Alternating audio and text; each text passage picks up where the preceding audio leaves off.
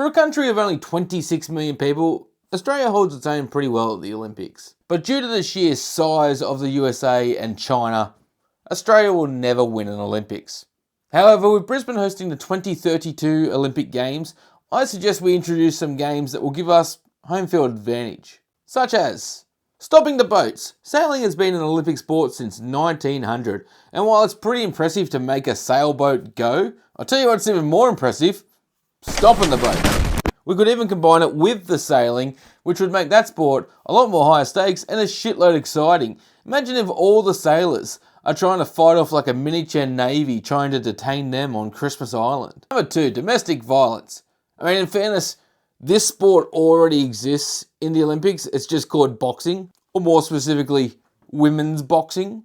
To domestic violence, Australia says no, and I'm not suggesting any different. However, the Olympics, well, they say yes, as evidenced by this whole reverse Mulan situation they got going on here, or this Amain Khalif bloke who looks like Lottie Takiri's younger brother, both of which are dominating their weight classes. Like I said, I do not condone domestic violence, but if that's what the great sport of boxing has turned into, then we've got enough natural athletes in Western Sydney alone that we could take all 3 medals on the podium. Number 3, competitive eating. When you think about competitive eating, you don't think of Australia, you think of America. But I'm not talking about speed eating or who can eat the most. Competitive eating in Brisbane will be all about savouring a meal.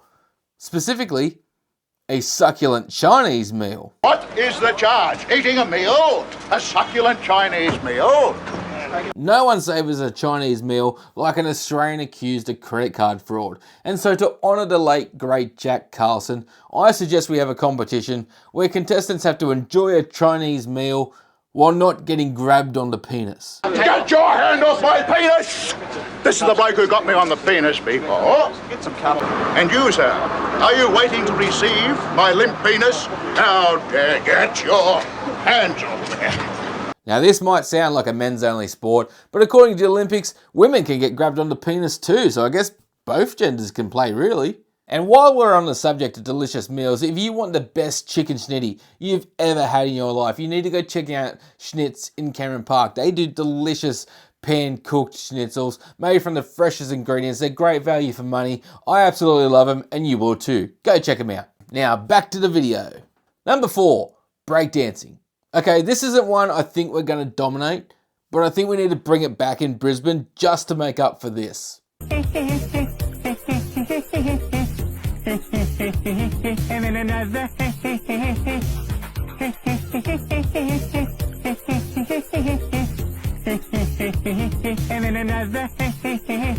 This is Rachel Gunn. She's Australia's best female breakdancer and the real reason for our anti-gun laws. I honestly don't know what's more offensive, Port Arthur or her fucking routine. Did we have to send her? Could we not have just simply slapped a wig on Tim and Matic, since gender means nothing in this Olympics? Look, Australia is a proud sporting country, I get that, but if this is the best we had to offer, surely the Australian Olympic Committee could just be like, I think we'll sit this one out.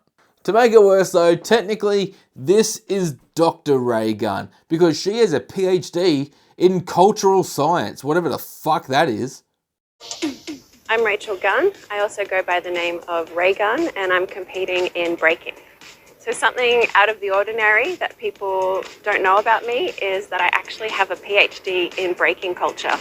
You definitely showed us. I mean, I don't know a lot about the art of breaking, but all I know, Raygun, is you fucking broke it.